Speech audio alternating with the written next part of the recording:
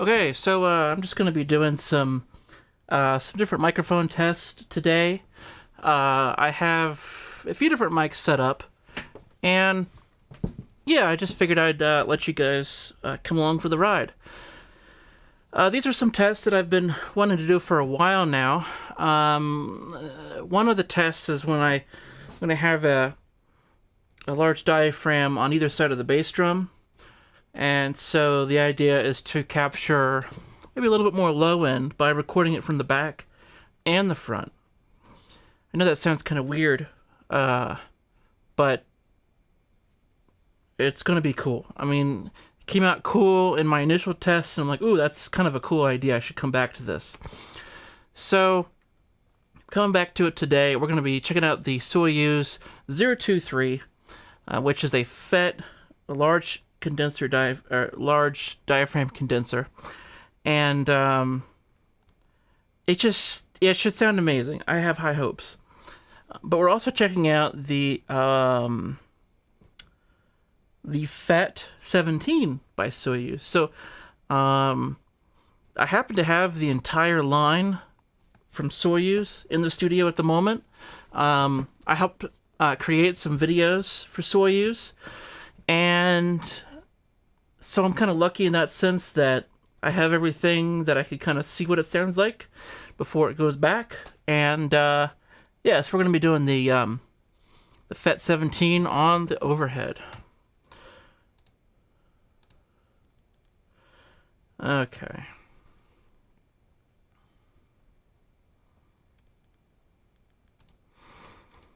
So yeah, FET 17 on the overhead. We also have the AEA R88. You can see it kind of there in the upper left. It's kind of hard to see, but just off center is the R88 hanging out there in that black area. That'll be kind of a room mic. We have the Soyuz 17 over the kit. We have the Soyuz 023 in front and behind the kick drum. And kind of the idea is like, you know, I wonder if we can record multiple things with that one mic, you know? So the idea started with just like the behind and in front of the kick drum, but then it was like, well, the mic's under here. It could also record the bottom of the snare, for example, or the tom or whatever. So I'm kind of experimenting with the placement today and just kind of having some fun with mics. So a little bit different camera setup for this stream. This is kind of like a wide view. I figured this would be kind of cool, you know, just to kind of let you feel like you were here in the studio. Have a rack shot set up. So this is the camera right here. And then I have the screen and the live room. So hopefully this will kind of give you a feeling of being here, hanging out together.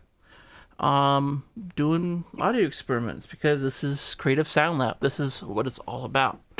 This is kind of my normal day. You know, I come in, I end up goofing off quite a bit.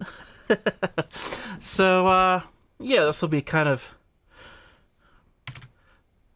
part of what I do. So.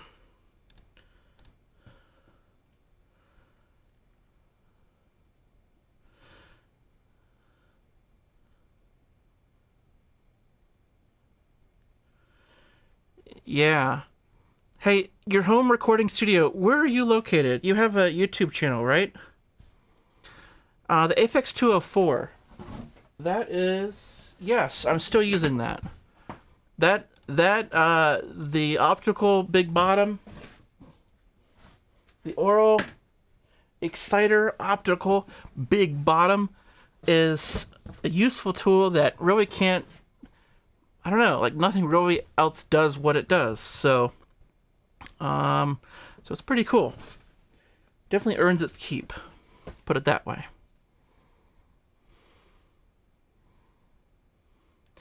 Bass and drums. I'm not sure if I'll get to bass at the moment. Oh, in the Denver suburbs. Cool.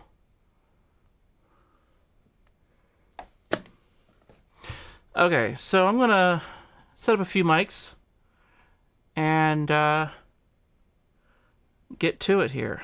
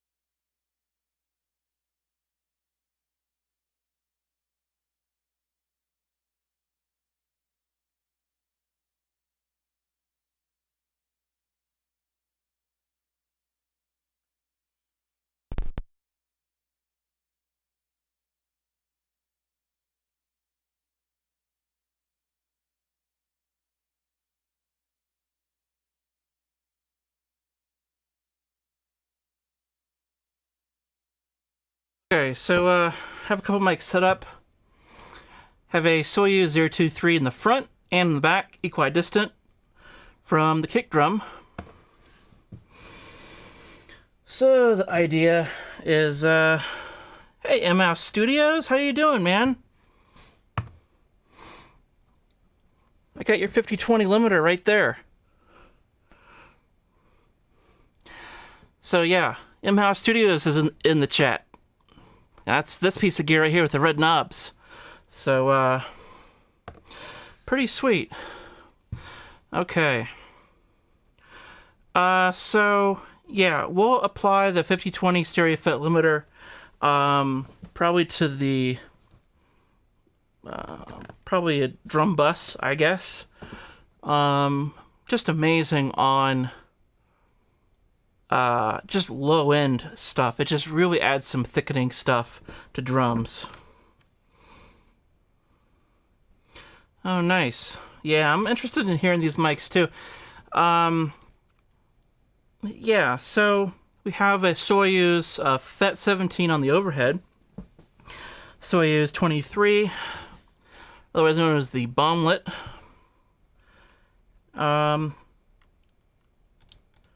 So let me kind of rig this stuff up here. I gotta actually focus. It's, you know, it's not only hard enough just to do audio tests and stuff, but to have to set up lights, talk to the chat, and do everything else. There's kind of a lot going on. So, yeah, let me go ahead and make some patches, plug in some mics, stuff like that.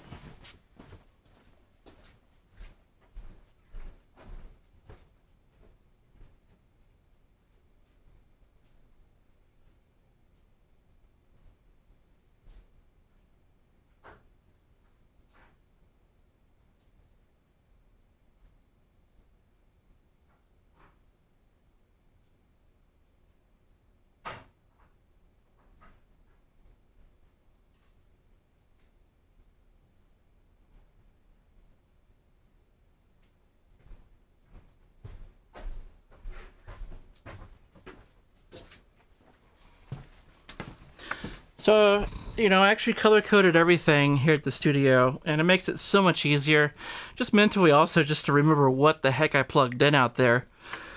So, color coding: brown, red, orange, yellow, green, blue, purple, gray, white, black, I believe.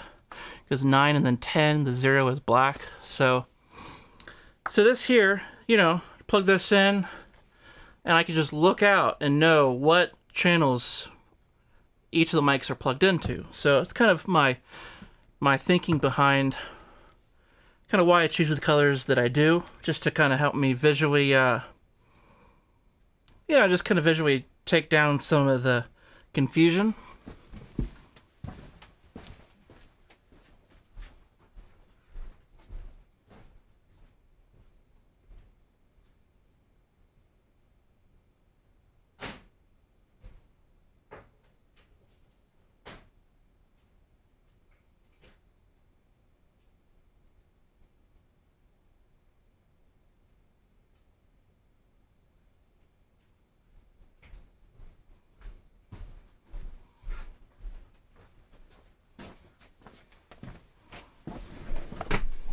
I always make sure my mics aren't already plugged into some sort of phantom power source.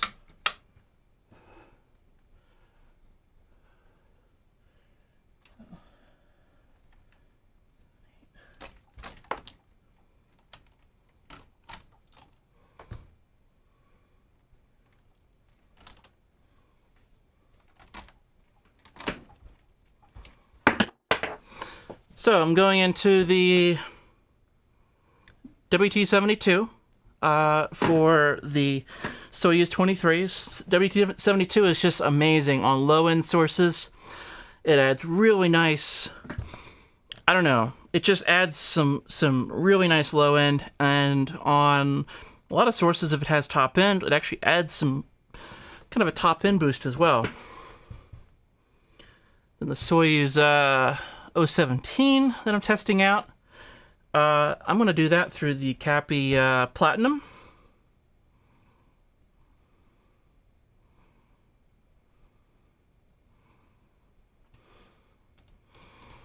So, yeah. I'm getting comments about, taking forever to set up drum mics and stuff. The more you do it, the quicker you get. And just repetition builds competence and confidence.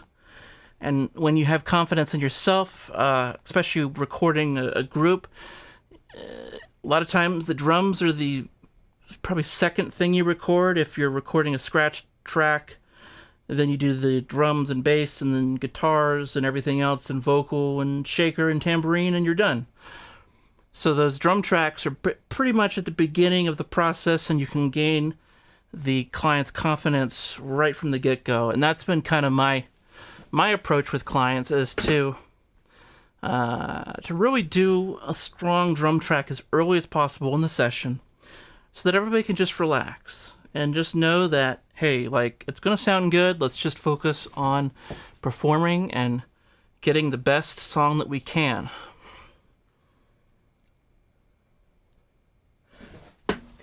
Seven, eight, 7/8.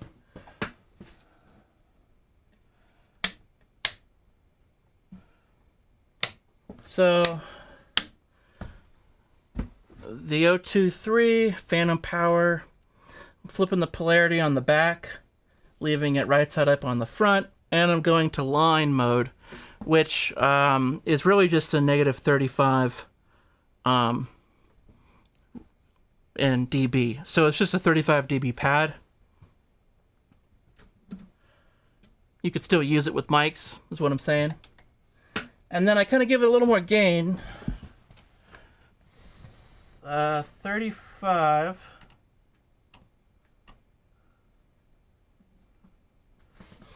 The thing is I'm not using the pad on the 23s. Oh, thanks, Ian. Thanks. Beautiful studio. Yeah, there's always rough spots in a studio. Ugly spots. I mean, there's parts I avoid with the cameras. So, but thanks. Crack open a beer. Yeah. Yeah, I've had to kind of cut back on that thanks to gout and not being able to walk and stress of a family and having flare-ups, and man, that kind of sucks. But so 02 17 17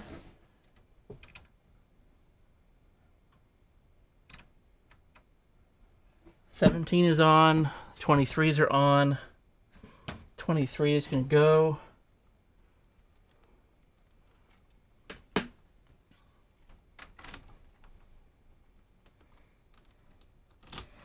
Input 7, input 8.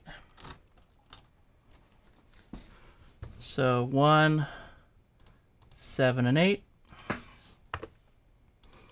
So this is what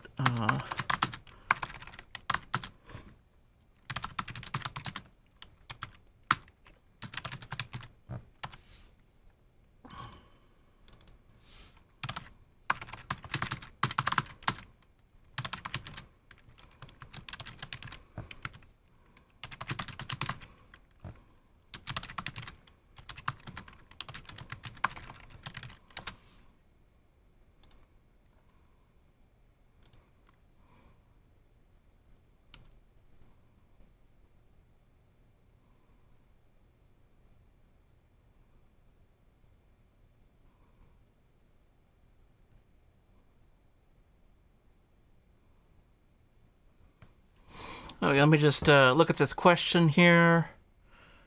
Okay,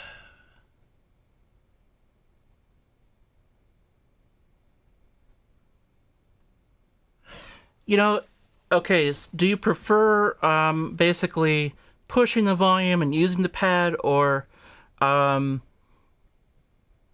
pushing the volume and just not using the pad because you're not increasing the volume, like on a preamp? And it really depends. Both are going to have a different sound. It really depends. I mean, you just gotta try both. Try it. You'd be surprised.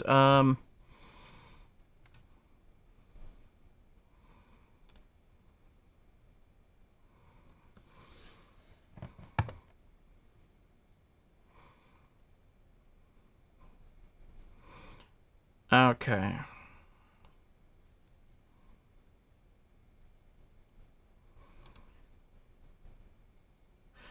So John Martin says, how do I check phase when I'm by myself? Well, I check it on the playback. So, I'll play, and then I'll come over here and I'll, flip the polarity.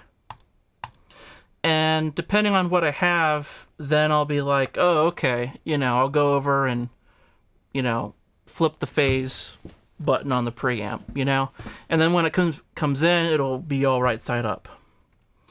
I got a question on what settings do I use for this stream. I'm actually using the Blackmagic ATEM. That's ATEM. Blackmagic ATEM. And I'm just streaming out of that. So I am using their cameras as well. The Pocket 4K. That's that one and this one. So that definitely helps. It's a good looking camera. What do I use for a talkback mic? Well, the mic that you're hearing now is actually the Soyuz 13, the FET 13, which is this guy. Okay, let me give this a shot here. No idea what mix you guys are going to hear, so hope you guys enjoy it.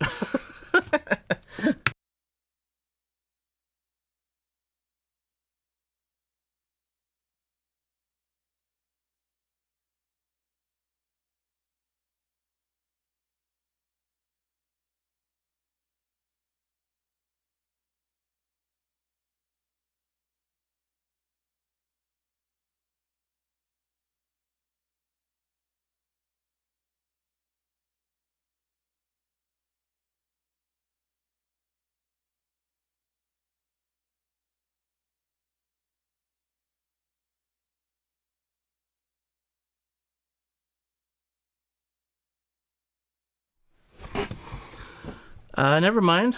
For a second I realized I didn't plug in the overhead, and then I walked in there and I realized I didn't plug any of the mics in.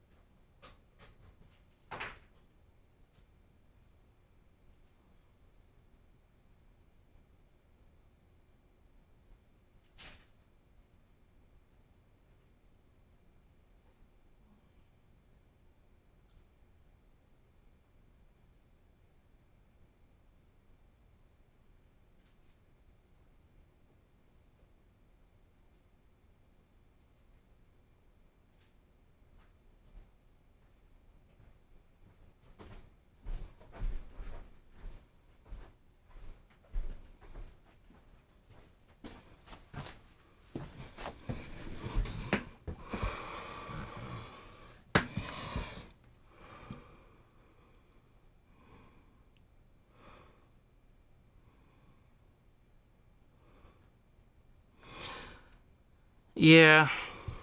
Yeah. Yeah, tweaking on the EQ, yeah. Yeah, classic engineer mistakes. But you know, I think it's important. Like, one of the best things that I ever saw was some of the people that I looked up to just be human. You know, it's just really cool to see. I went up to Weather Vane Music, and there was a power cube for a UAD satellite, and the wire went through a metal stand for an electric piano. Well, they needed the electric piano to be moved out, and the entire session had to stop because they had to power down. They had to close down the DAW, power down the UAD satellite, unplug it to be able to get the electric keyboard stand out into the position that they wanted it. So, yeah, it was just kind of fun to see, like, oh, okay, you know, it happens at other people's studios too, you know, like just normal, real life kind of things like that. Okay, so, I think the mics are on, hopefully. Phantom. 7/8, 7/8, 2 into 1.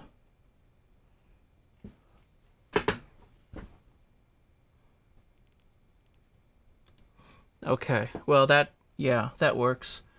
It's into 1 actually, but whatever. As long as I know which one input it's coming in. Okay, let's give this a shot.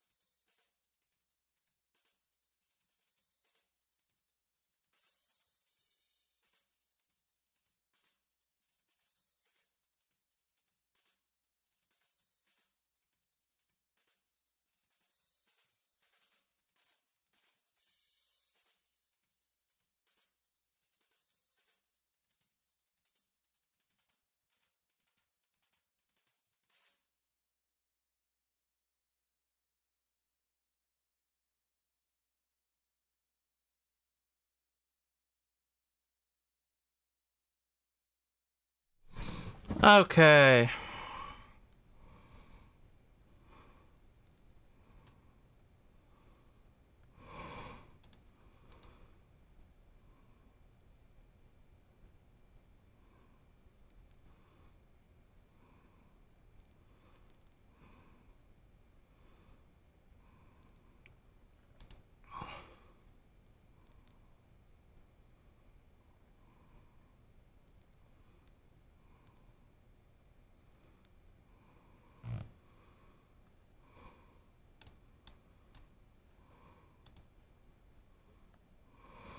Okay, yeah, I don't, you know, I'll address the actual sound of the live stuff in a second. Interesting. It shouldn't have been on, though, the Talkback.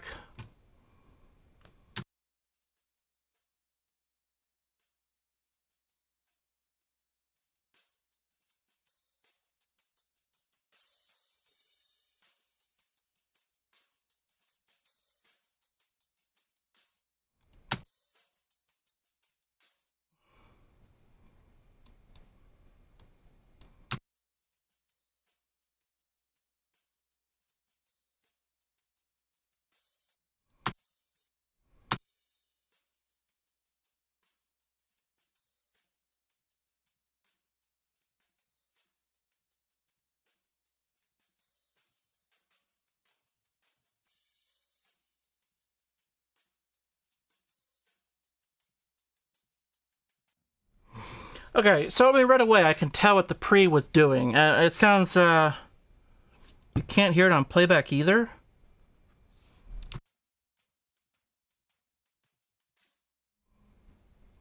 Okay. Hold up a second.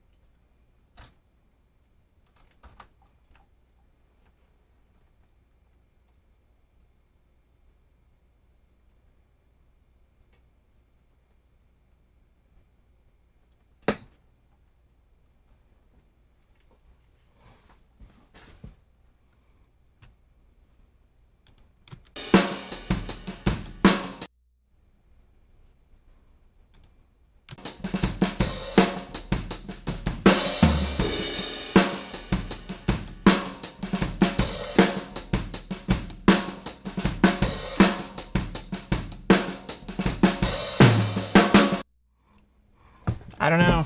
I don't know what it is. I should probably replace that cable.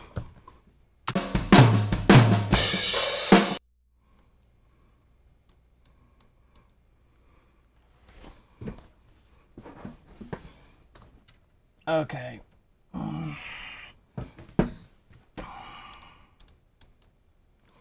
Let's get rid of all this.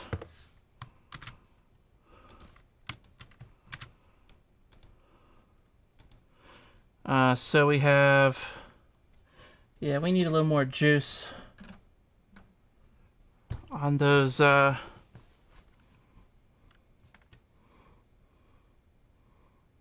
those overheads here. What am I doing? 15 dB.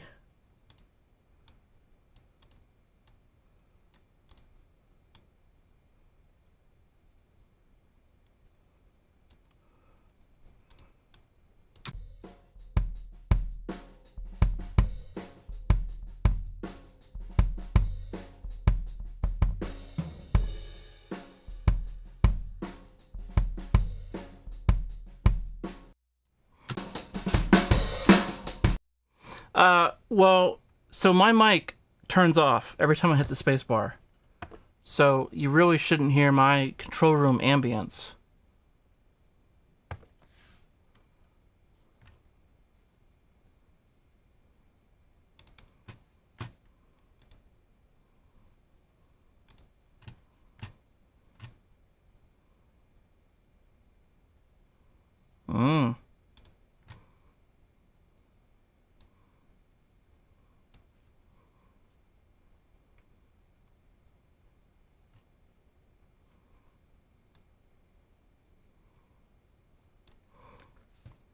Well, the overhead mic was on, so maybe that'll clear things up.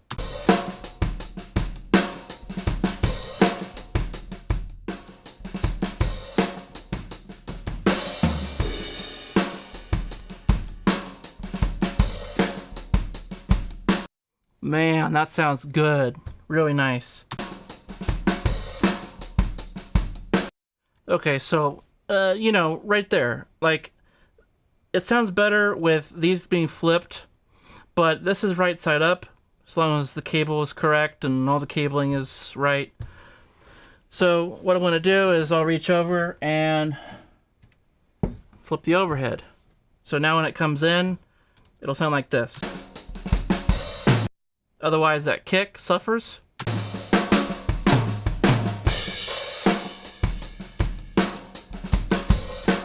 Yeah, very nice.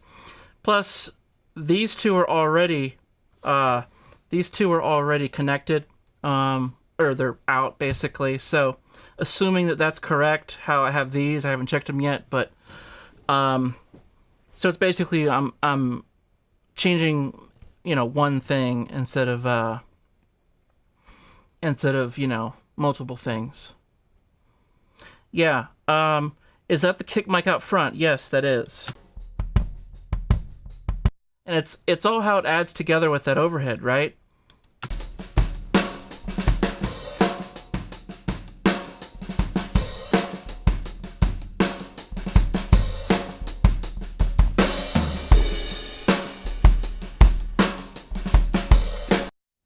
Is that not ridiculous or not? Like, seriously, guys. Listen to that.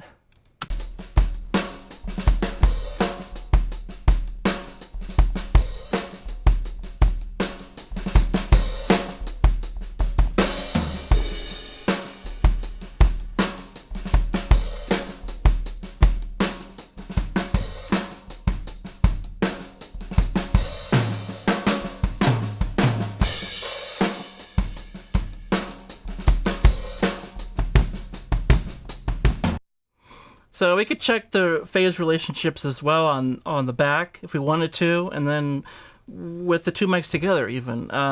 Either way, it should kind of work out, hopefully. Let's check out the back mic. Sure enough, it's kind of got like this hollow sound.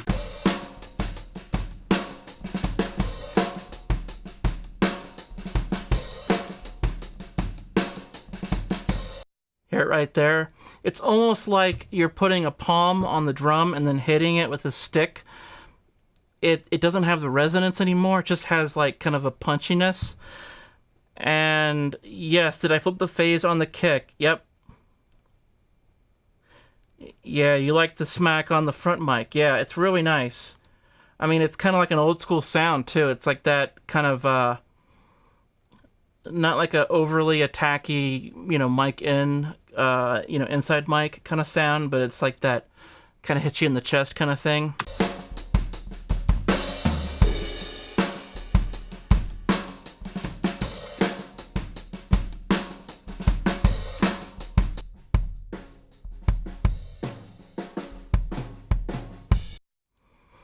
And then together.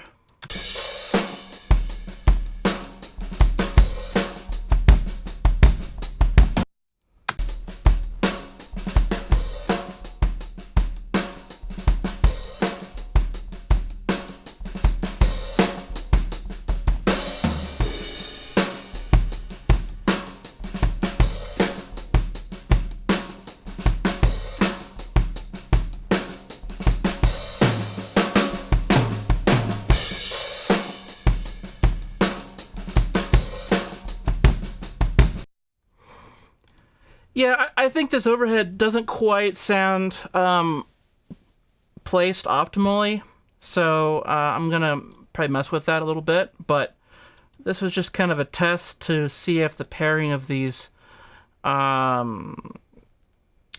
mics work together.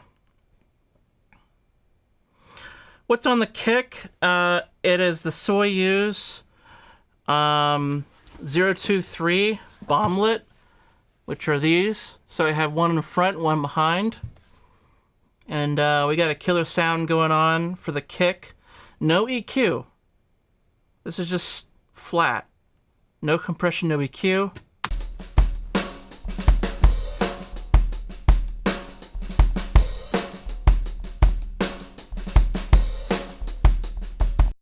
Yeah, Rick King asked, is it possible, certain mics be out of phase? The only situation I run into that where, you have to choose what's going to be in phase is like on like a mic that's over the kick drum, or like an out front mic, kind of like a like a flavor mic, just some sort of mic that isn't the overhead or the close mic. And when you start adding in other mics that are like below the ride or out front of the kick, then sometimes you'll get it to where, okay, you flip it one way and the kick sounds better, but now the snare is terrible. And then you flip the other way and the snare is better, but the kick's terrible. So you run into situations like that, sure. Okay, let me do another test here.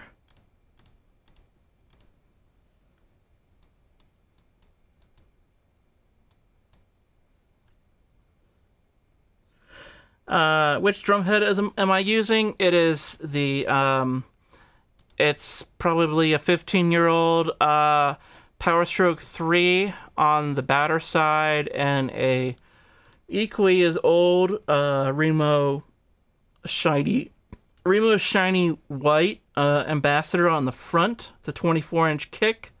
Slingerland from the 1970s. I don't really even know when the kit came out, but okay, let's try another test.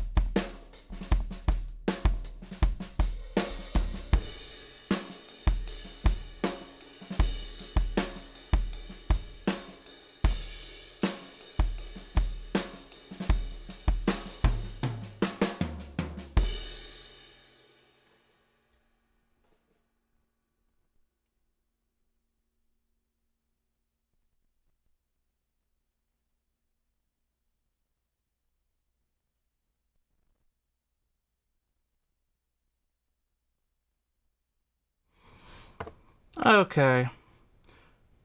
So I'm just trying to hit all the drums, not necessarily thinking of like a musical choice, just making sure I hit everything.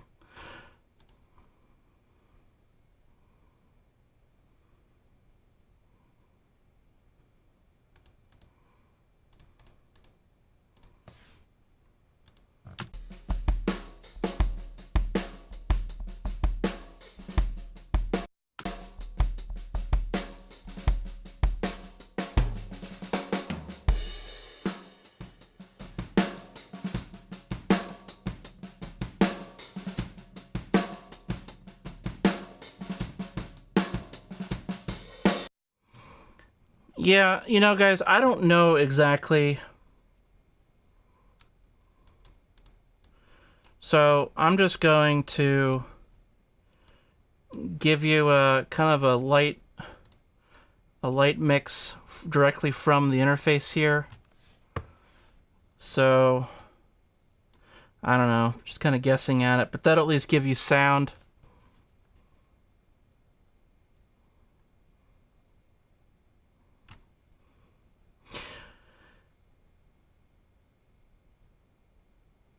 You know, recommendations for variable phase adjuster. Yes, I have a recommendation for you. It's actually it's just a great a great set of tools. The Melda Production. It's a free set of tools that you can download, and it's the M freeform phase.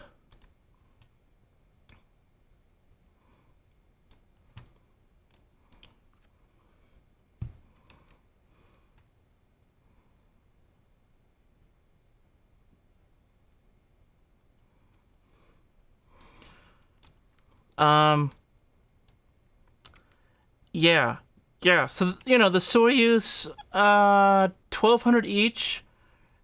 Yeah, I think that's about right. Um,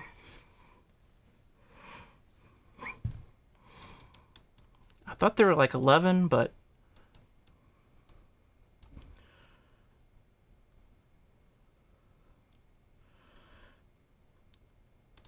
okay. So let me actually focus here.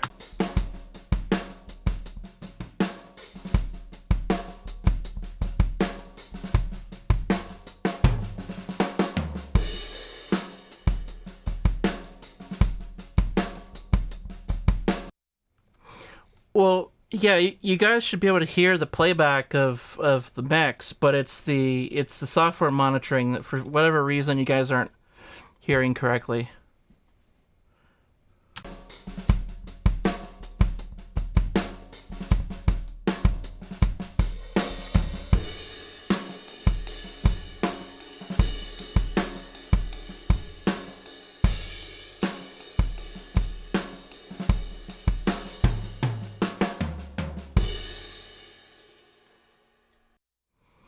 Yeah, the free tools is by Melda Production. Melda Production. MELDA. And they have a whole pack of like 20 tools. It's all this stuff here. And they're really handy stuff. Like this utility. I actually use this. I'm using this now. Silence when playback is, you know, like these are really handy little things. Swap left and right, invert left, invert right, you know. I use this to send out a tone to mute my talkback mic. Anytime I hit the space bar. They also make a little recorder. You can actually record the output that's on a bus or whatever that's coming through that channel.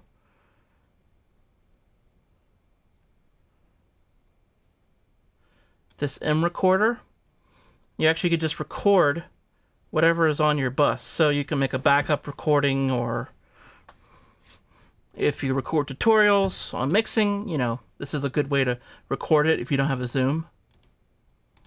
So M Recorder, again, it's a free plugin by Melda Production.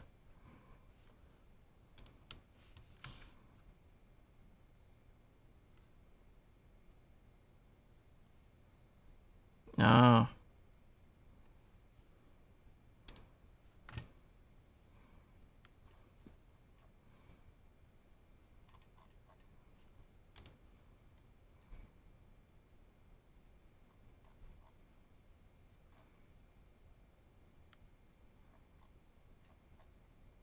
So maybe I don't have my Q mix set up properly or something.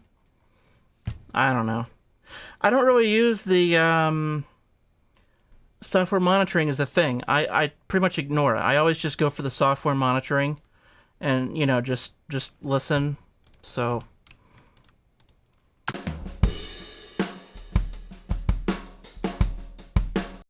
and you see here's this Melda Production thing. Silence when playback is off. So there's actually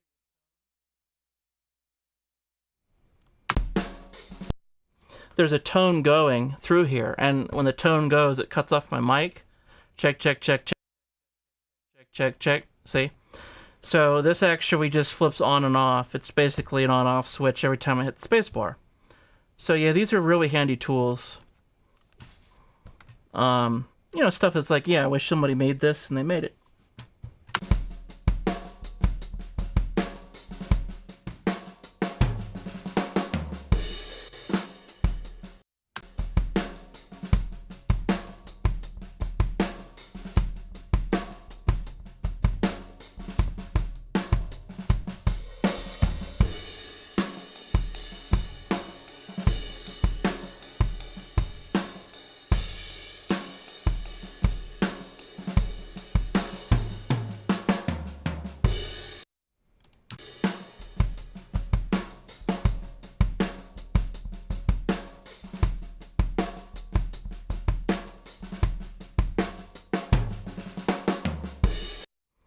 Wow. So, you know, my phase seems right on. I mean, if I adjust it, it doesn't really make it any better. So let's pull up the back kick mic.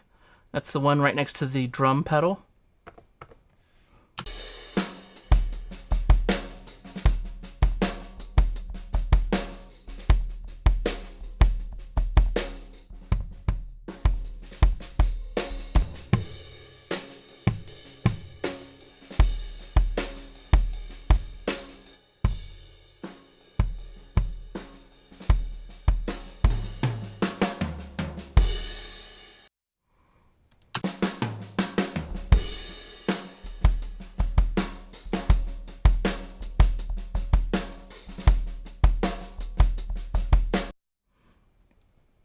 Okay, let's set these to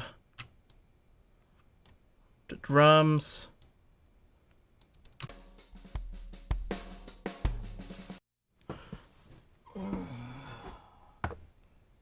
There we go. That's why we're not getting anything out of the left.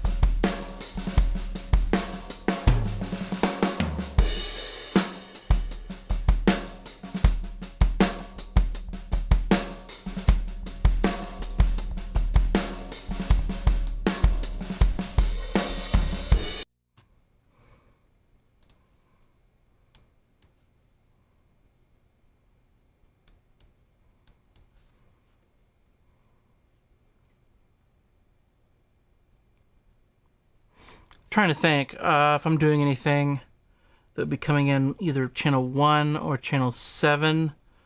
I don't think so. If I patch in the audio escape, I will. So yeah, I shouldn't have any doubling of channels or anything like that.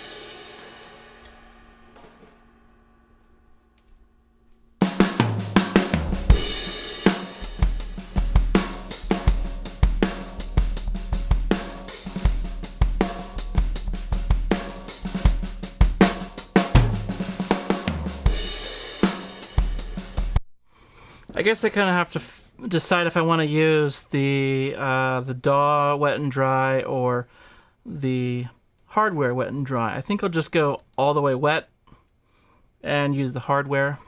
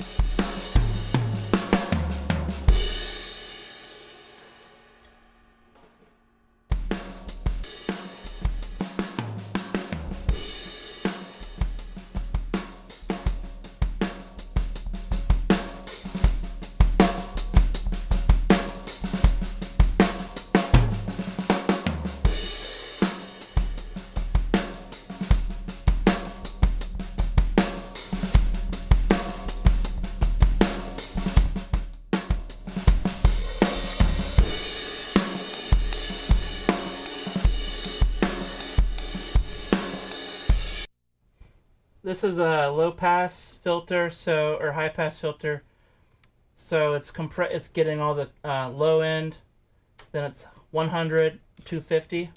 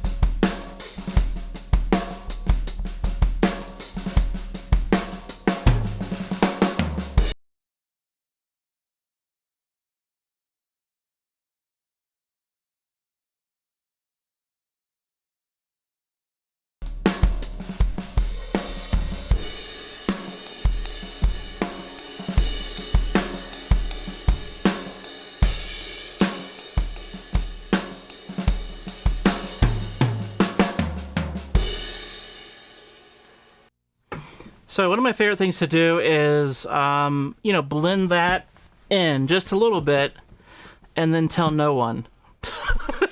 Because it's the kind of thing that's like really amazing sounding, and then you can just kind of slip it in there.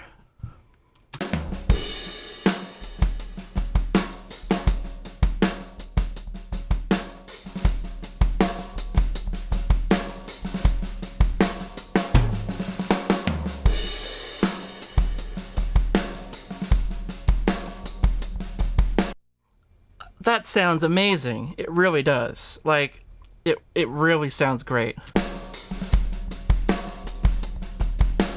That's 250 high pass, so the low end is not pulling down the compression. It's not like weighing it down. And that allows me to really push it hard, like really hard. If you look at the input, it's like almost 4 p.m.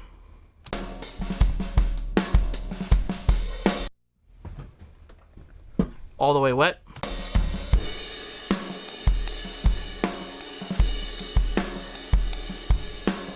I mean, wow, that still sounds good. And then all the way dry.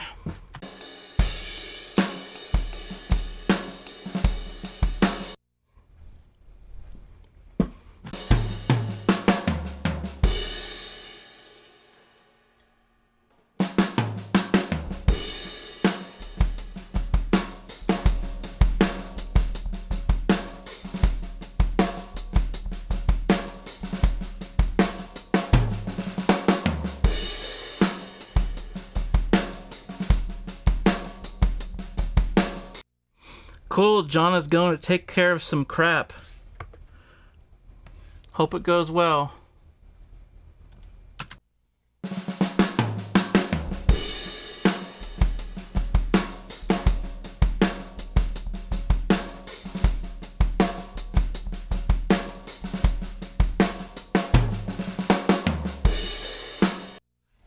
Yeah, so I'm applying it to all 3 mics. So you call that drum bus, I guess.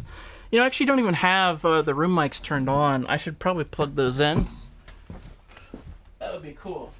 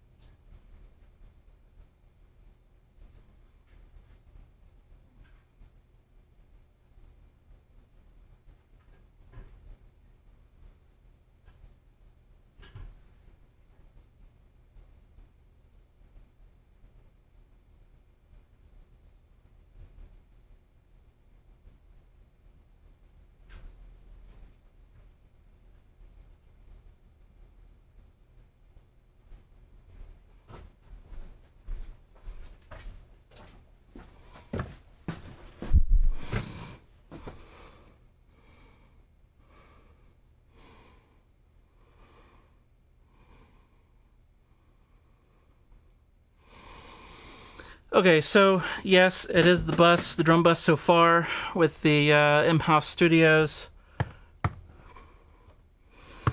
There's our setup. You can kind of see the overhead in this shot. It's not terribly high of an overhead. It's the FET 17 by Soyuz.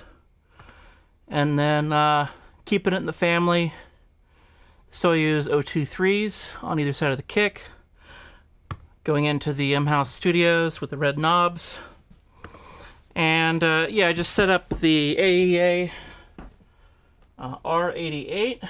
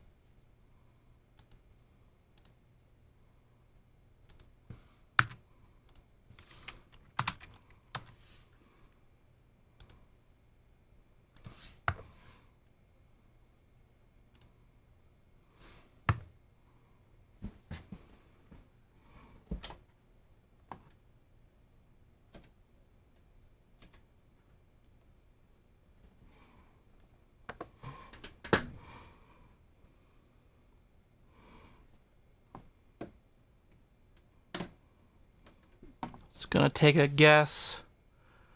Let's see here.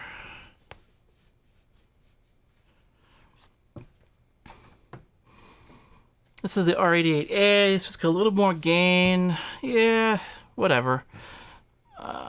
Maybe 22 gain. I don't know. Let's just see what that does for us.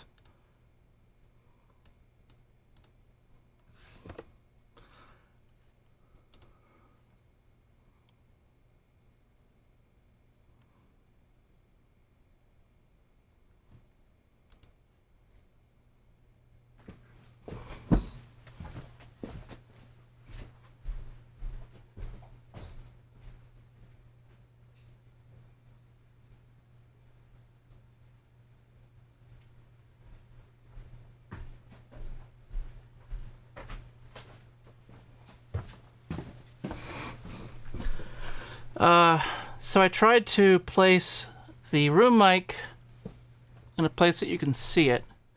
To be honest, I placed it in a way that the camera could see it. Hopefully it sounds good. It's kind of backwards. Yeah, you can kind of see it in there.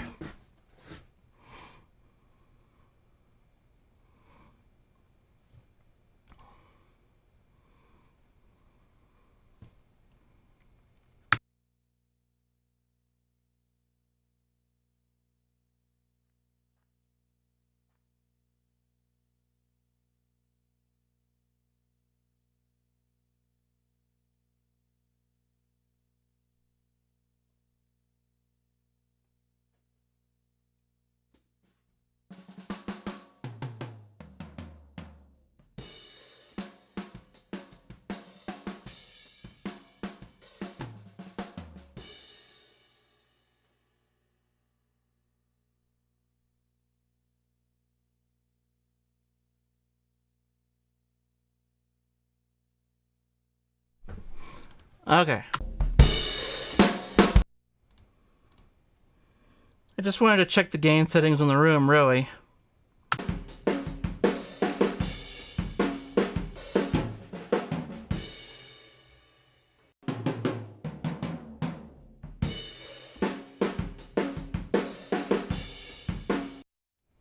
Cool.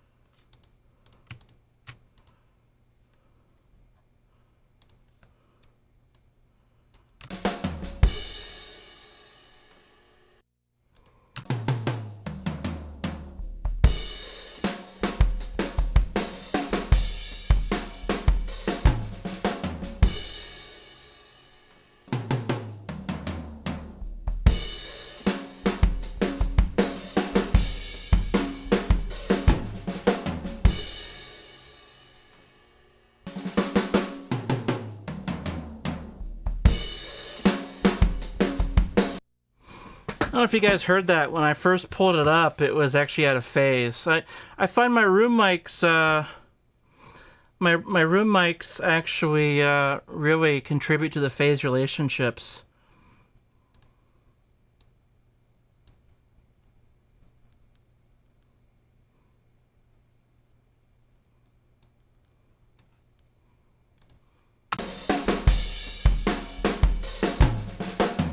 You hear that?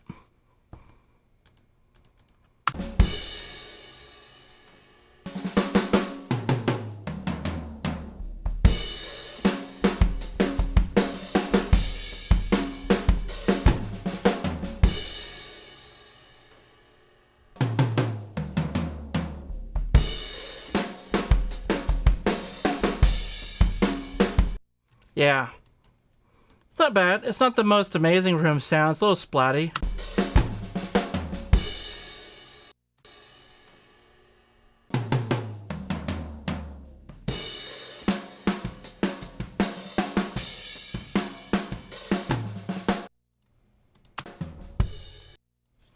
Okay, so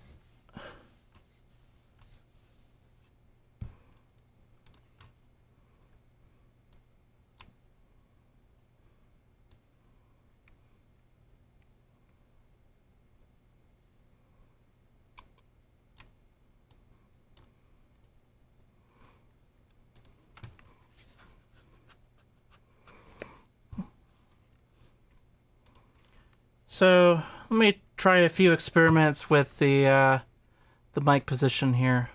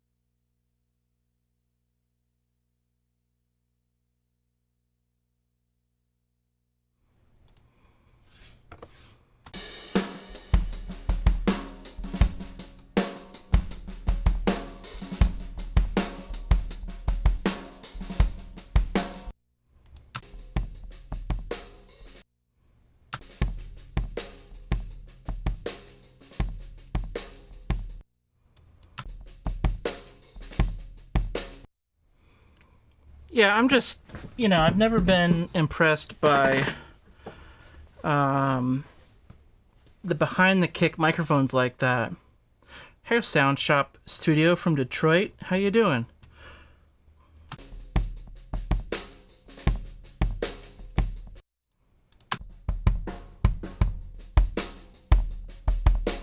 But together, sounds pretty cool.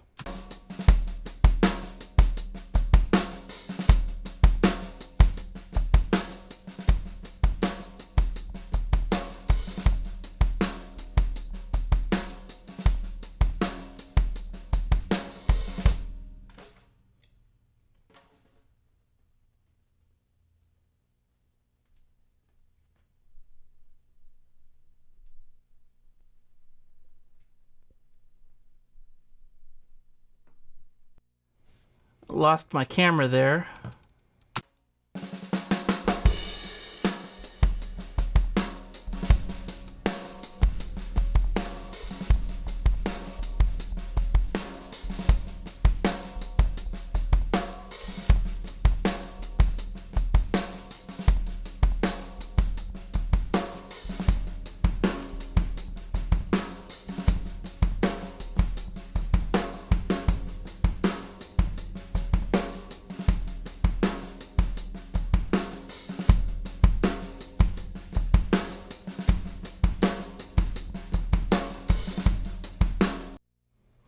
but definitely sounds big. It's almost like the mic's too far away in the room.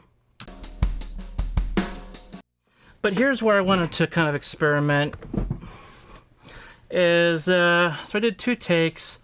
The second take, I moved the front mic towards the kind of towards the high tom. So it's like right in front of the high tom, but it's still getting like the kick. Let's see what that sounds like.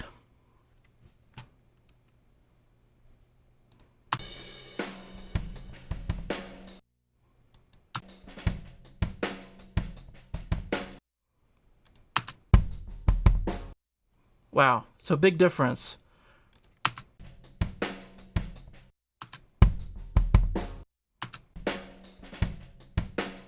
Wow, okay, so maybe we moved it too much.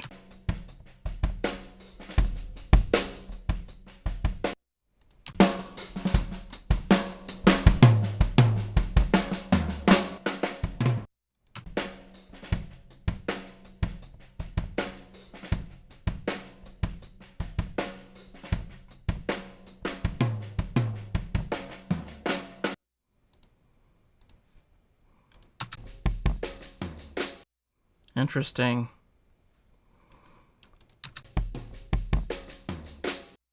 So this back mic is the Soyuz 023 next to the bass drum beater. The front mic is the same mic out front. So I have a pair of mics. This is the back. This is the front.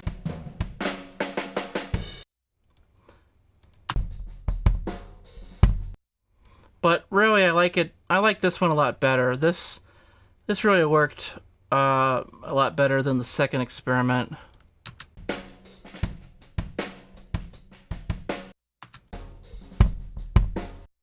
But what's amazing, though, is how little the floor tom comes through. That's surprising.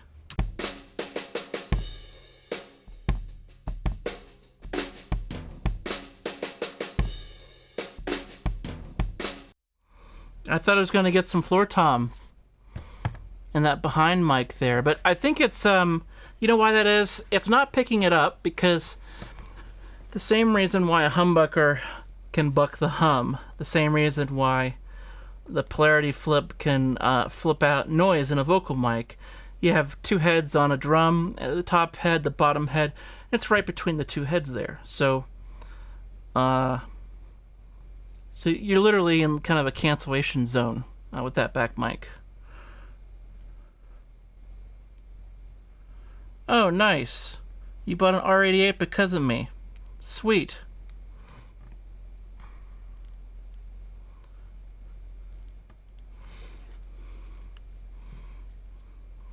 Yeah, thanks to folks like you, you know, I can say, hey, you know,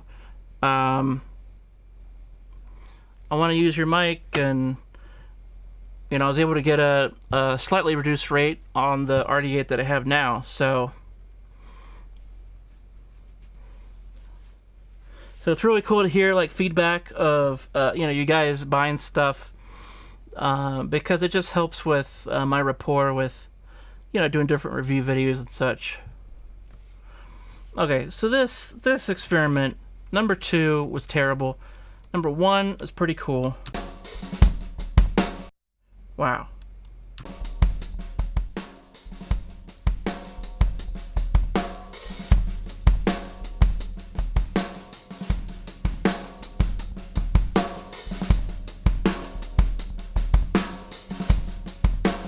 I mean, that's just fat. That sounds really nice.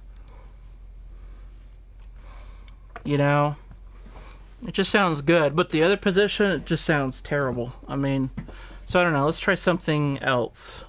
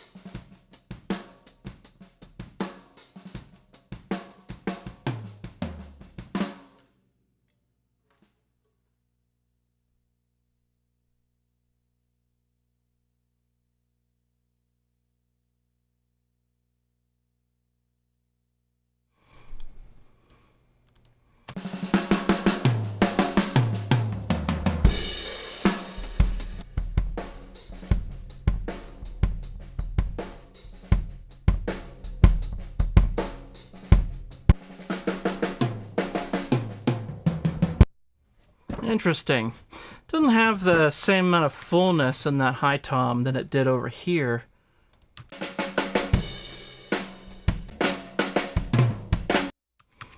See, that sounds great.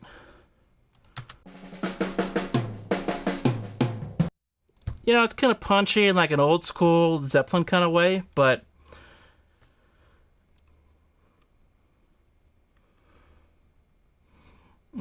yeah, put it under the floor tom. It's not a bad idea.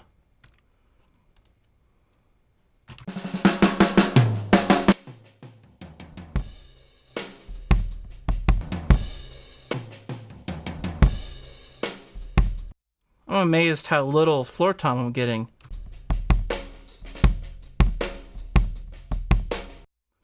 You know, that's actually not a bad kick sound.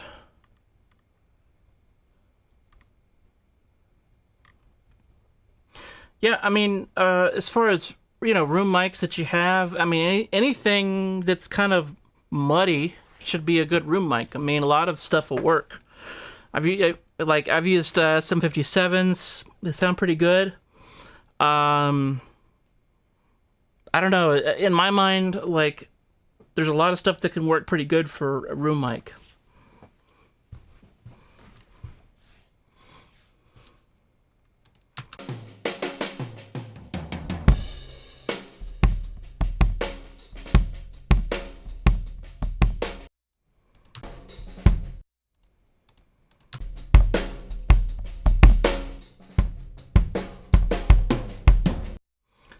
It's interesting because now this mic is more the attack.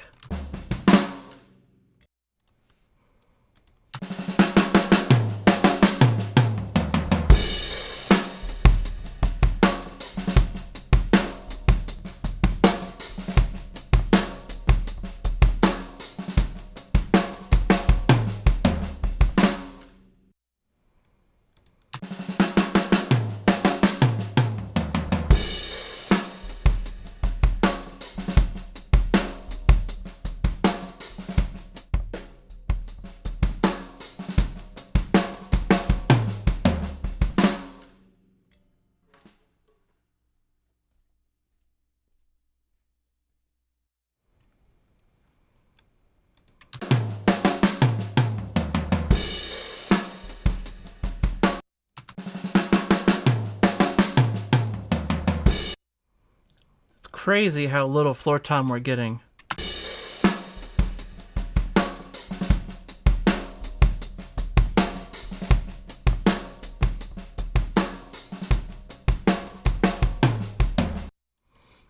You know, I have made some rap beats actually. I played in this one guy's songs. Hey Will. This one guy goes by the name of Cleavage with a K. And those two songs sound really, really sweet.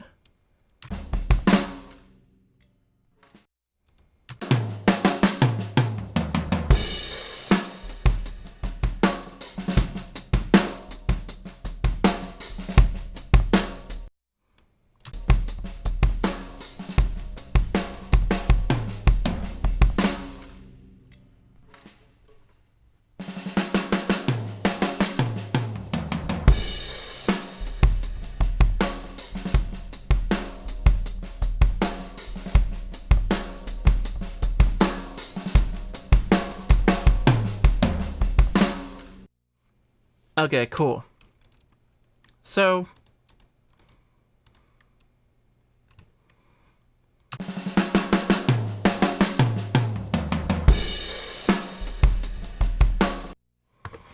yeah, I mean, I'm kind of curious what to do next. I mean, I feel like I've been here like a lot, kind of like 1,000 times, you know, like I mean, big kick, drums, 83 BPM, you know, but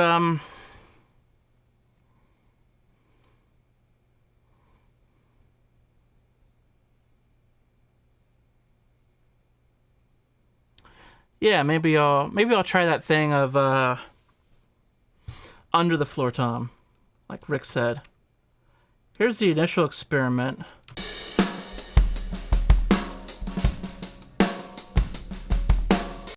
It's so nice when everything's just symmetrical, you know?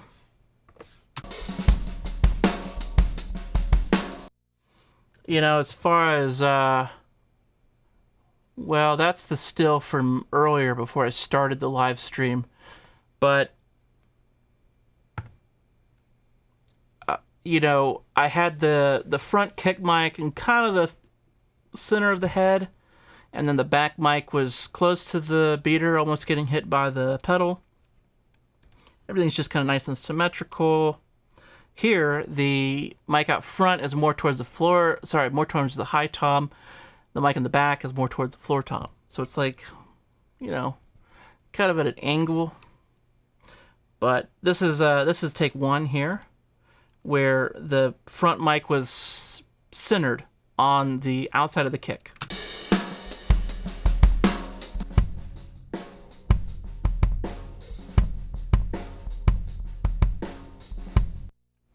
Hey, from Thailand. Very cool to see you in here. So thanks for joining me. I mean, still, that's like the best one.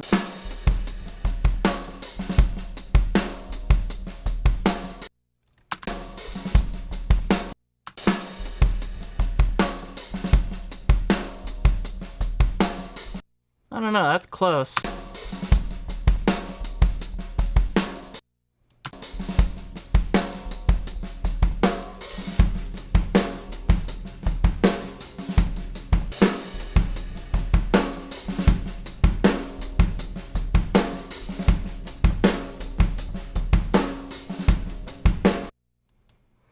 Those are the room mics. Here's the shot of the room. So, you know, not crazy big, but not a bedroom either. So, let's see here. Three. So 4.5 meters across, or 15 feet. And about 7.5 long meters, or about 20 feet, 25 feet deep. About 3.5 meters high. And 12 feet high. I gotta get better at my metric conversion here.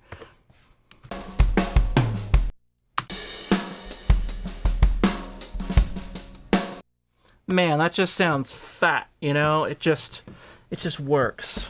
So, I don't know.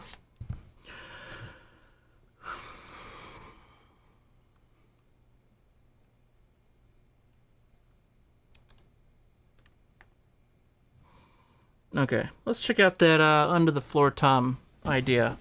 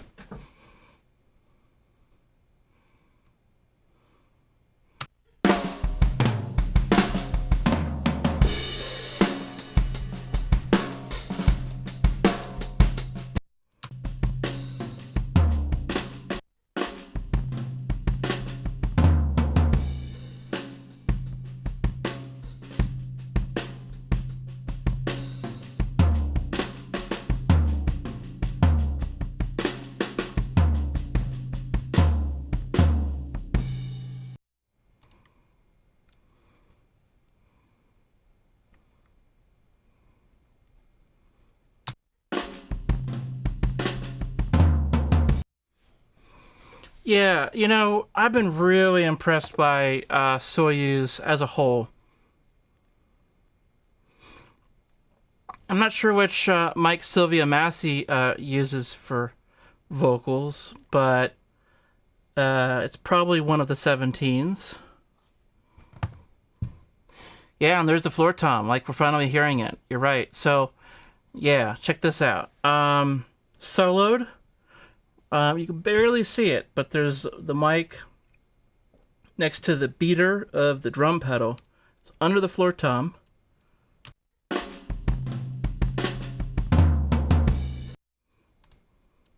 Here's the front mic.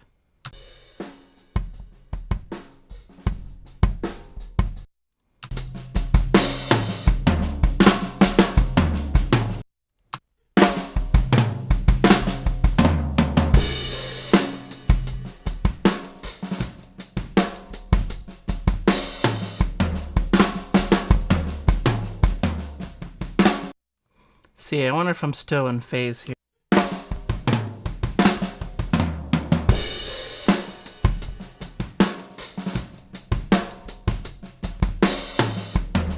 Well, that's better.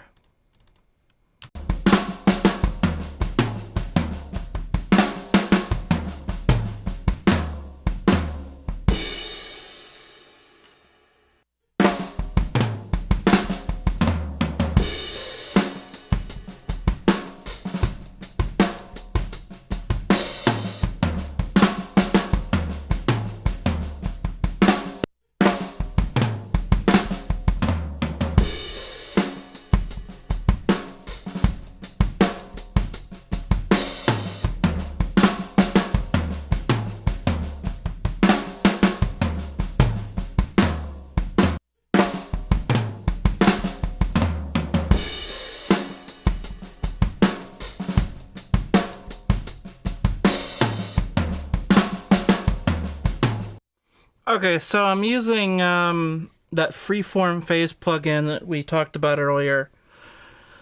Somebody asked about this, you know, like, what's something I can use for this kind of function? And I'm like, yeah, you know, something I've been playing around with.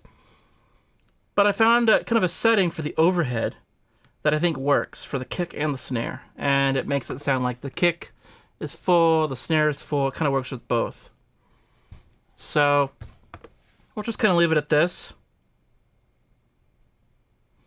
Yeah, Will says kind of sounds like a U-47. You know, what's funny is that the Soyuz Bomblet 023s, those silver mics, they're roughly based on the Lomo Russian mics. And the Lomo Russian mics, there's, I don't know if you call it a rumor or a legend, but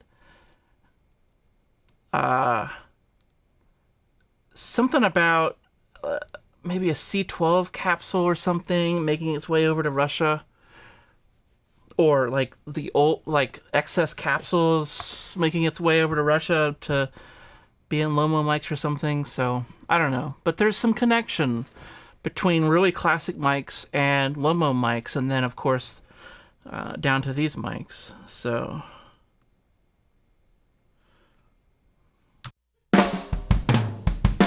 see, I like that. That's good.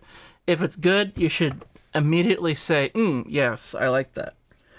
If your gut says, then you know it's not good. I mean, don't try to convince yourself. Just say, something's not right, you know?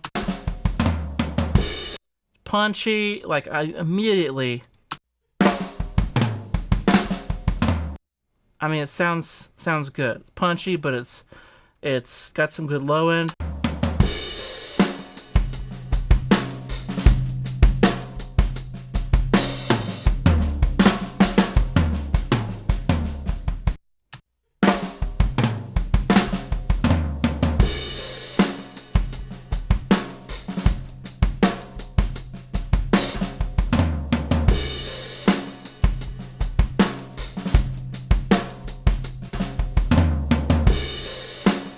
I'm not convinced that it's worth putting the mic under the floor tom. I don't know. It's kind of weird.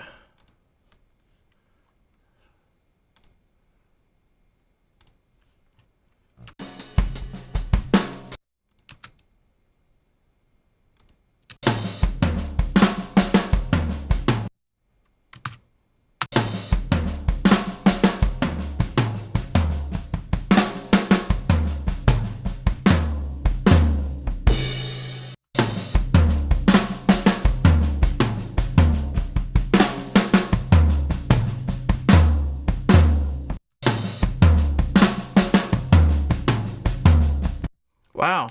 There's actually a position that it makes it the high tom actually has some low end as well.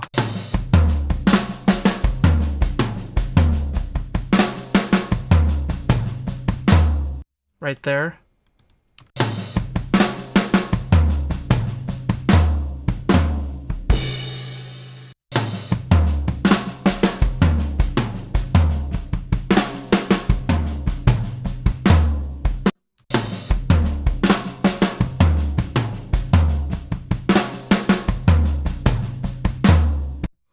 So, you know, that actually makes it way usable, and I don't need a whole lot of it, which means that ring.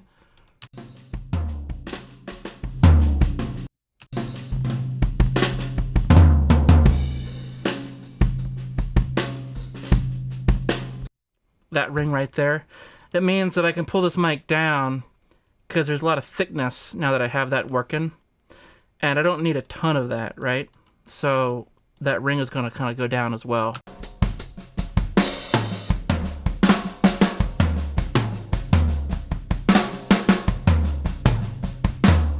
Yeah, that sounds nice.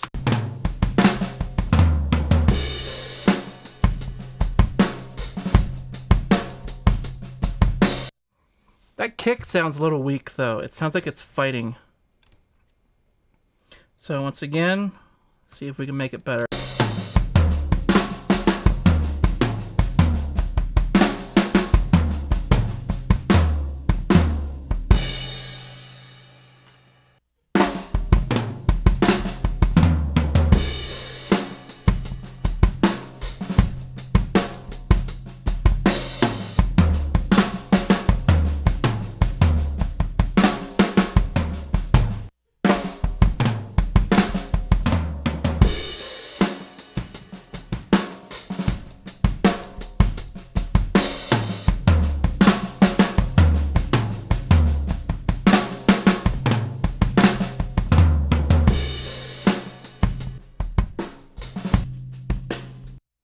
Interesting. There's a lot of snare that's coming in.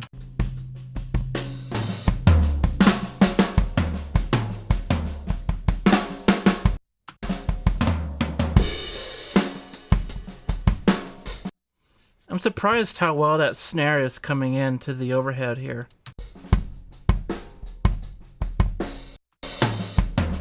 Oh.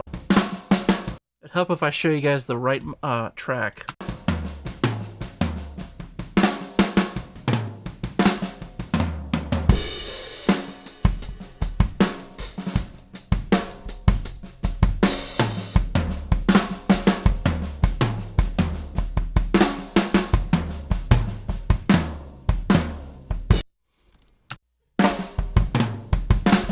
That actually sounds better.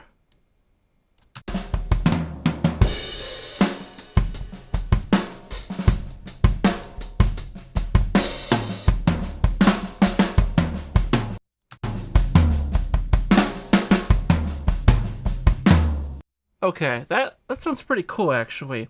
This has been all dry, no compression, so we can add some of that in.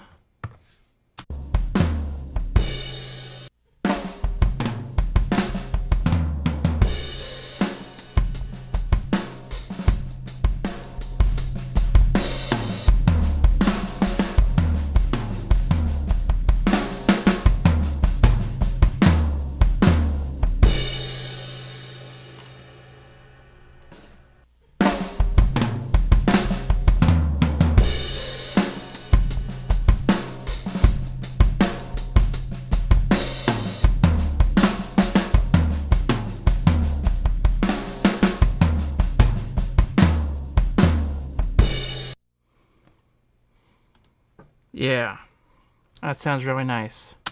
Let's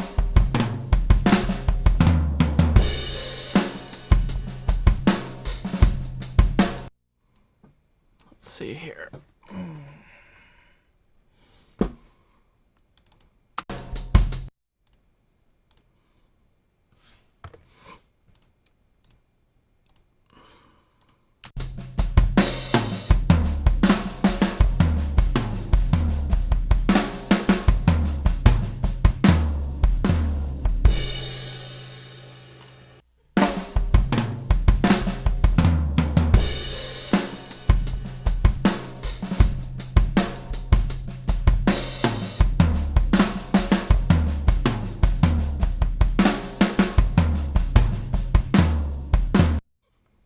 That actually sounds pretty cool. I mean, well, what is that? Is that under the floor, Tom? What did we figure out? It obviously is, right? So we just slid the phase. Is what we did.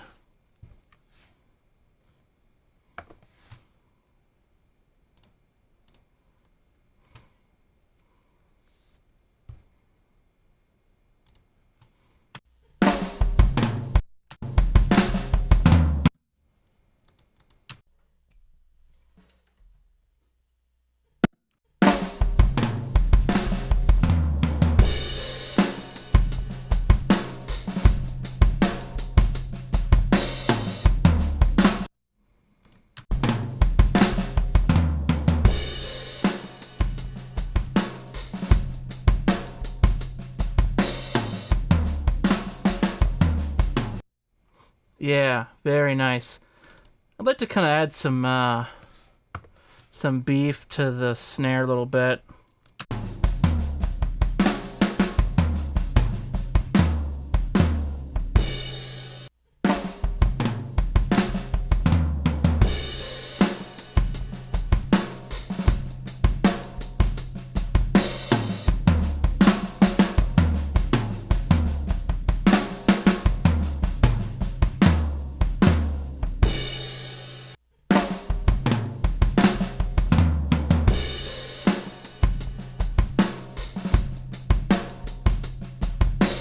So that is a very weird, convoluted way of using 3 mics on a drum kit. But we did it.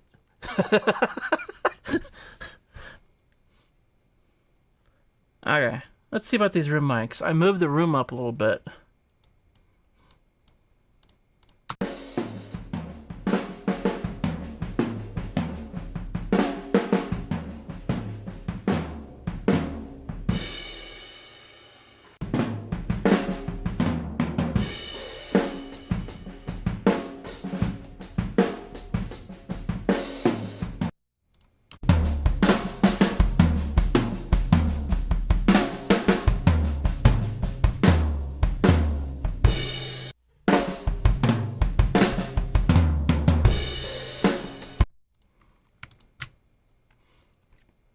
Well, I'm in western North Carolina, kind of over by Tennessee, and north of Georgia as well.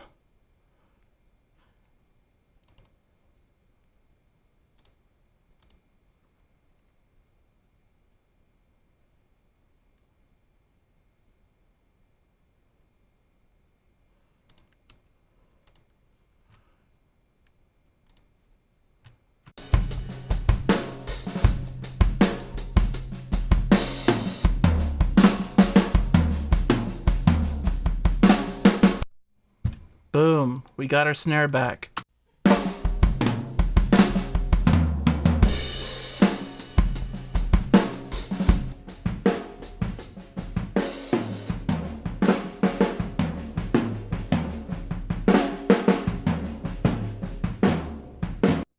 It's not exactly centered very well, I just kind of stuck it there.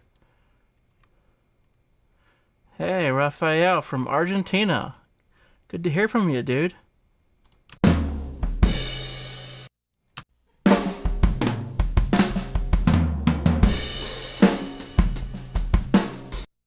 So, yeah, I don't know. I mean, I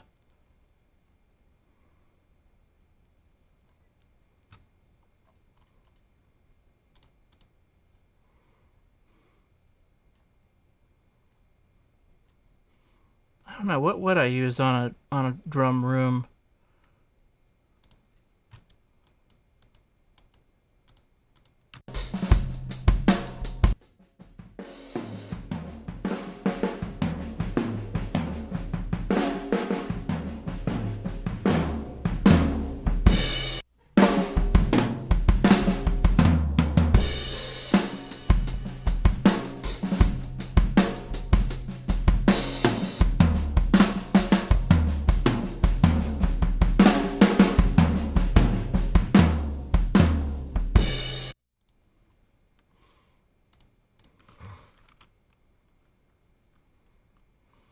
what is that thing called? Relay.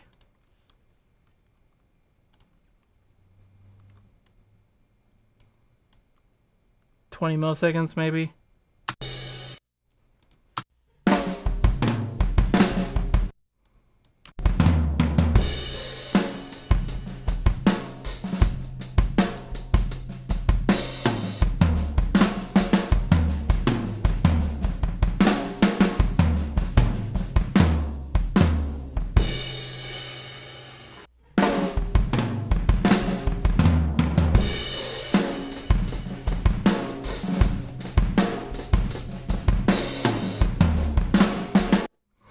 Probably hard for you guys to see, but that's a 34 millisecond delay.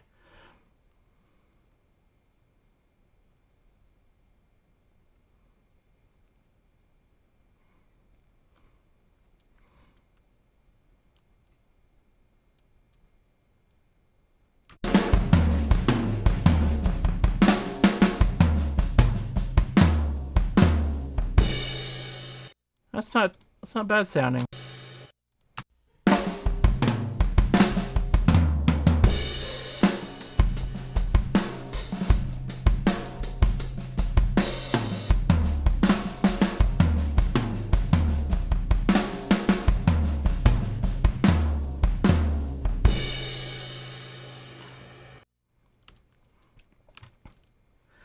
Francisco, I'm not exactly sure how to get the drums on the back of your head and the cymbals on top, but I think I know what you're saying. You know, like, you just want it to hit hard and maybe to be wide on the cymbals. So use a spaced pair for your overheads and make sure your phase of the kick drum and your overhead doesn't fight. And check all your drums. So check the phase of your kick, flip it, unflip it, check the phase of your snare, flip it, unflip it, do all the toms. Then use a spaced pair of overheads equidistant from the snare drum, so just measure both mics to the snare. And that'll get you a real wide image. And the kick and all the drums will be, hopefully, like you say, in the back of your head.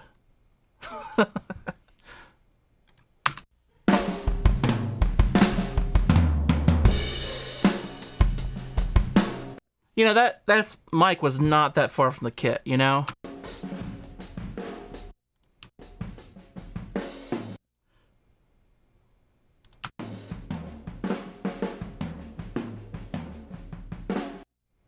It's not that far. So, compress it.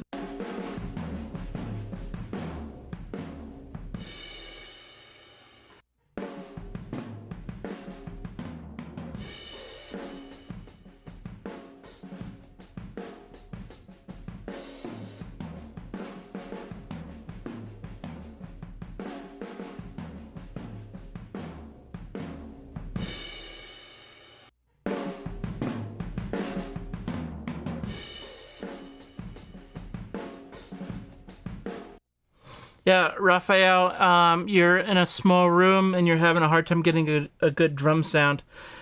You know, you actually can create a more exciting drum sound the smaller room that you have because you're closer to the walls. So the trick is to avoid direct sound getting into the mics. So put up a little piece of wood or put your mics behind a guitar amp, or face your mics towards the corners, and then add some compression with a very fast release. And I think you should be pretty happy with those results. Also add about 20 milliseconds of delay on those room mics, and it will sound like you have a huge room. It's surprising how big you can actually make it. The interface I'm recording with is a Motu a 16A. So, not much to show you other than the interface here, or the graphical, the GUI here, but has a built-in mixer. Overall, it's really solid, so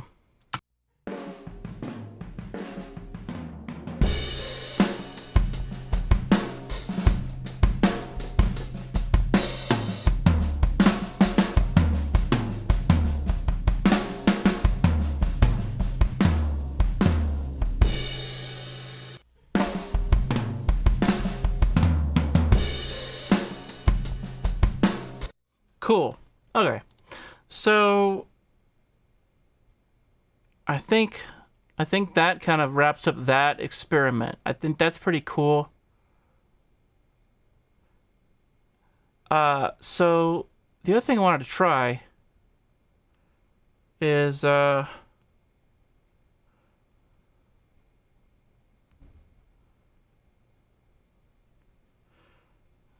see here. I should probably export these out.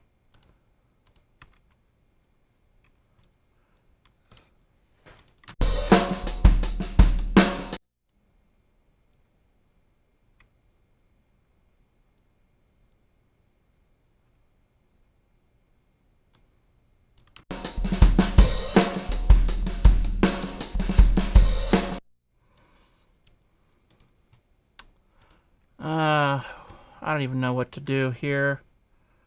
Let me just kind of make sure I don't lose everything here. What is this called? This is called the 023.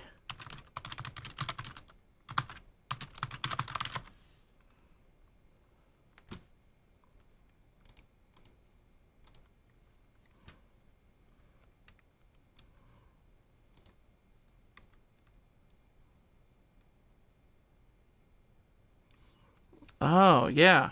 Of course. You can place a mic down the hall, in a corridor. That's a great idea. A lot of times you can open up a door into something, and all of a sudden you have, like, it going out and coming back in kind of thing.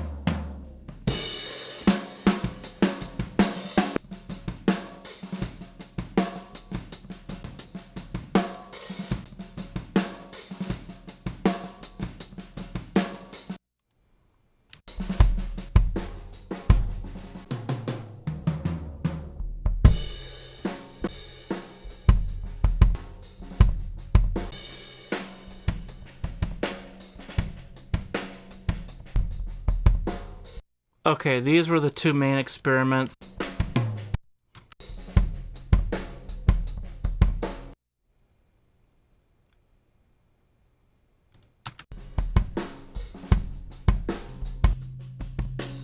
This was the Tom experiment. Okay.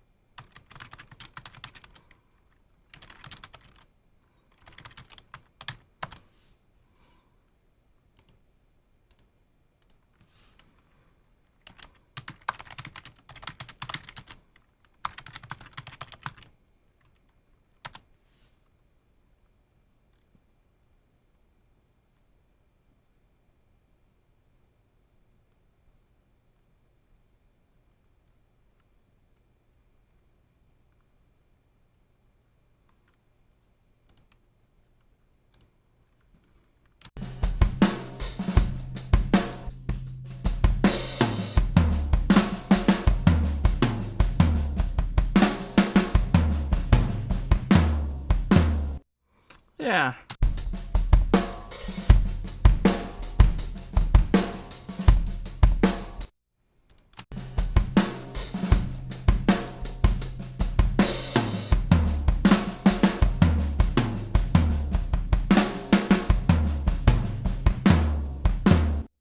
Cool.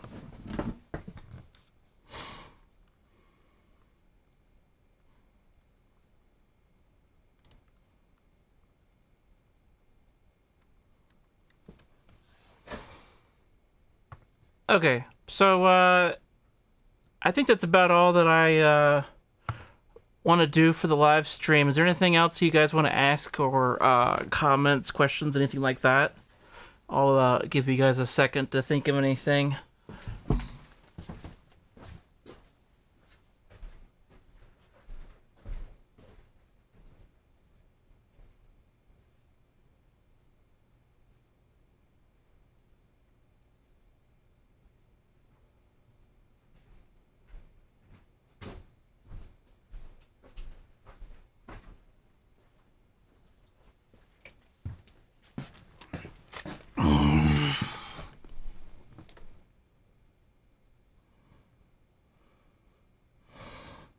Well, I wouldn't really recommend dropping a condenser mic. I mean, if it still works, then it's fine.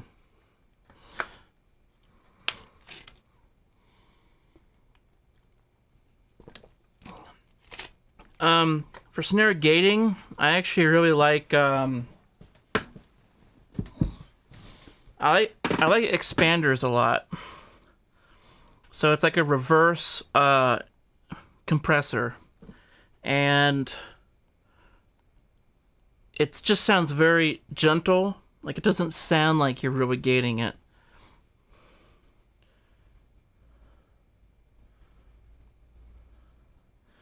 Oh, thanks, man. Addition, big thank you, sharing this with us, giving me inspiration for my own drum recordings at home. Yeah, man, I'm glad you're here. And, you know, I picked this shot here because I wanted to kind of, I don't know, this is kind of what it's like, you know? When I'm doing my thing, I'm just kind of messing around with stuff. I just kind of go down rabbit trails and just see what happens, so...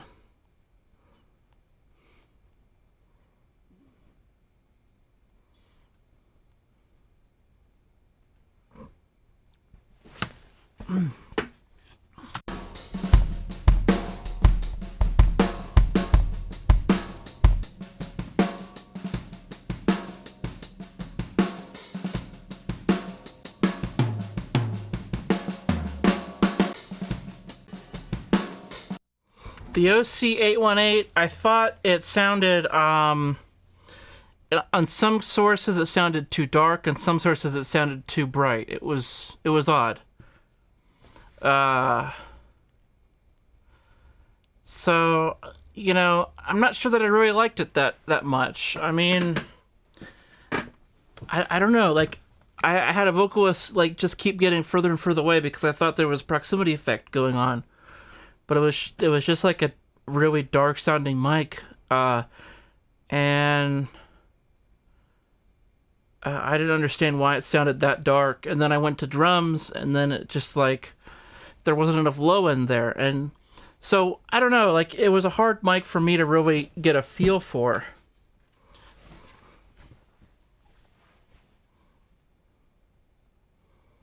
Oh, thanks, Mike. Yeah, killer setup for sure, and we're lucky to have it. And the technique shared with us, huge thanks, yeah. And, you know, all this stuff I didn't just, you know, just get overnight. I mean, I've been doing this for like 15 years. Yeah, about 15 years. Drumming since 97. But, you know, this stuff, it takes time to acquire and to learn, too. And... so yeah, it's just you know,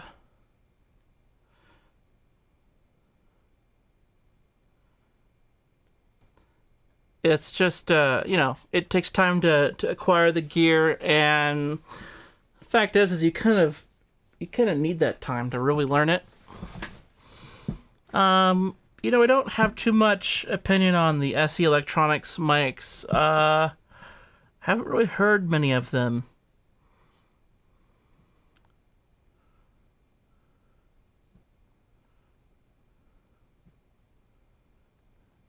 Ah, sure thing. Yeah, thank you for showing us your studio and giving us advice, inspiration. Yeah, so I wanted to kind of, show that how the studio like connects, because it's hard to like communicate that, that this room goes into this room. Like I've had a couple of people show up and like say hello and they're like they think that this layout is like totally different. It's pretty funny.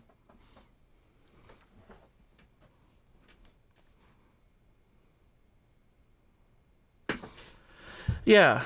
So Ivan asked, is the Bomblet 023 a good all-rounder, or would you recommend the LCT 640?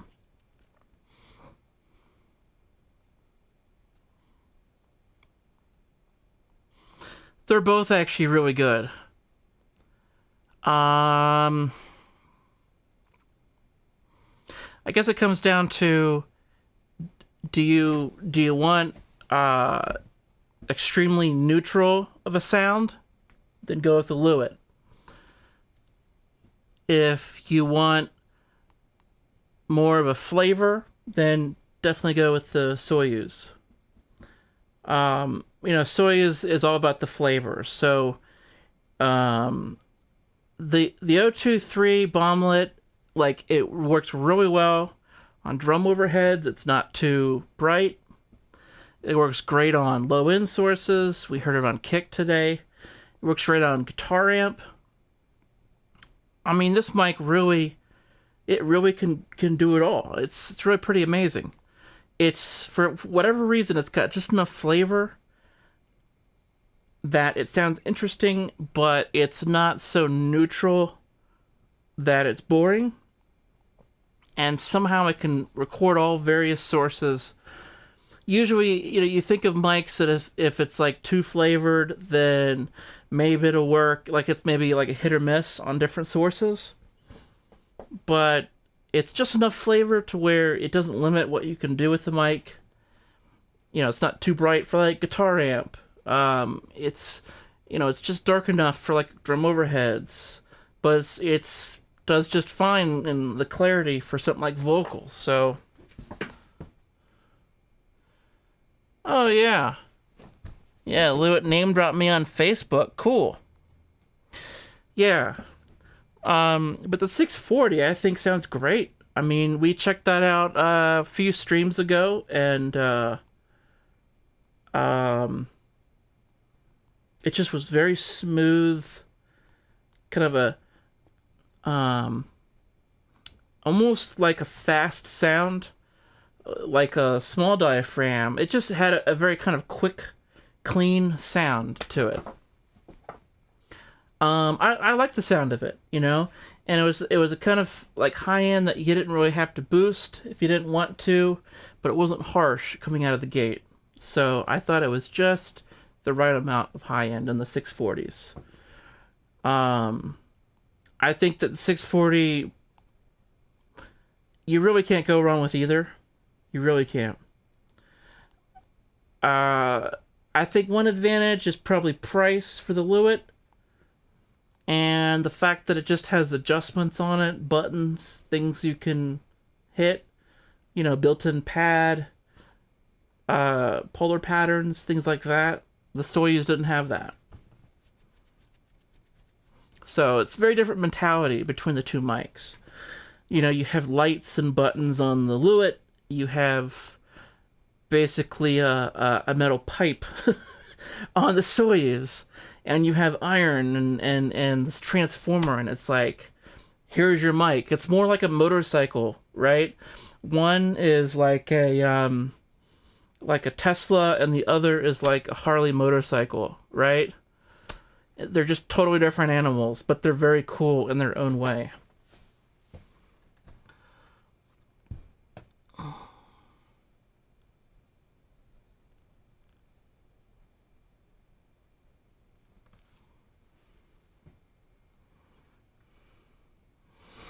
It's my Desert Island mic and channel strip.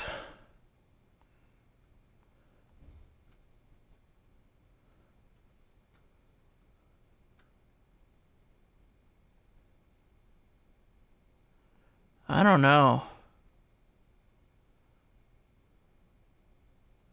That's a tough one. I mean,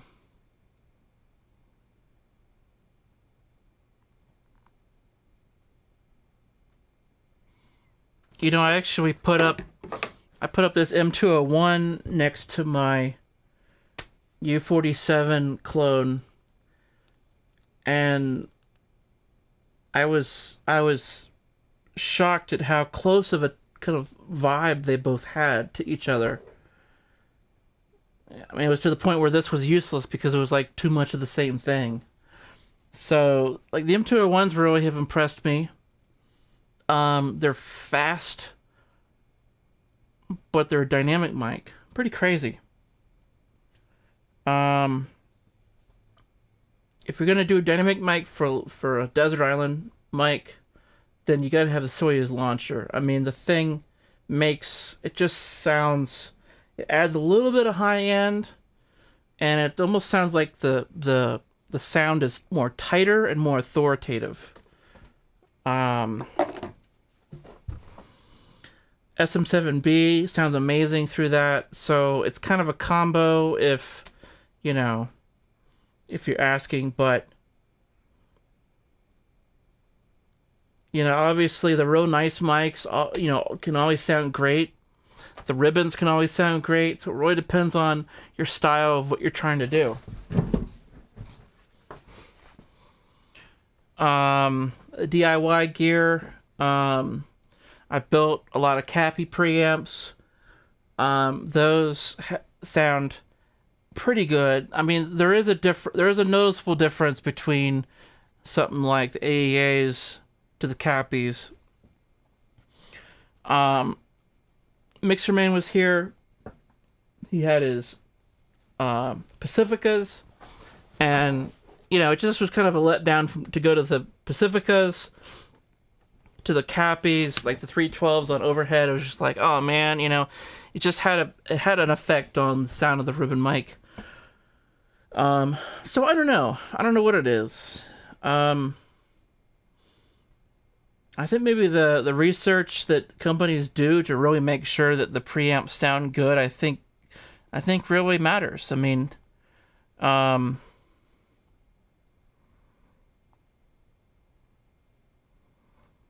but Seven Circle Audio is also back in business. So I've been wanting to build some N72s or some J99s, John Hardy type preamps. So those are actually really cool. They run on 32 volt instead of 16 volt. So a little bit different system than like the 500 series, which is 16 volt, which is why you don't see a lot of Neve preamps in the 500 series. So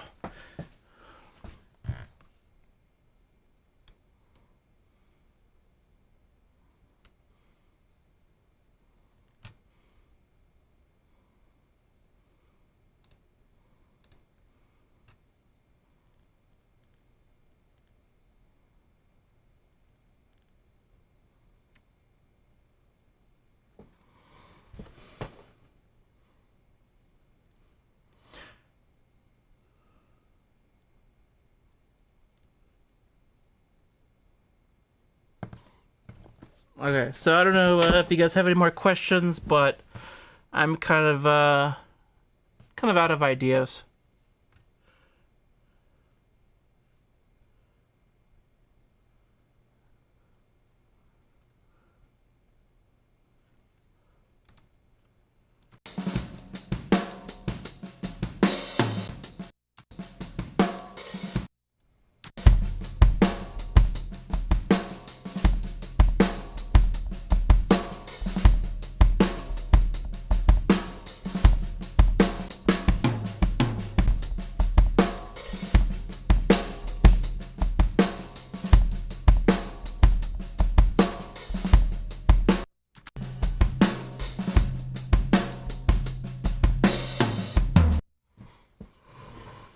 Uh, yeah, thanks. I'm not sure how well I pulled it off. I don't know. I have to go back and listen to the live audio and see if I can figure out what's going on with that. Um, but me and my friend Garrett over at Studio 412, we did a test, and I mean, we had outboard going through and everything, and it was awesome. So I don't know what happened. I mean, anyways, okay. Well, I'm gonna sign off. Thanks, guys, for joining me. I will continue to do a lot of live streams as I do audio experiments. So, thanks for joining me today. Yeah, comment below the video if you have any additional questions that come to mind later. I'll see you guys.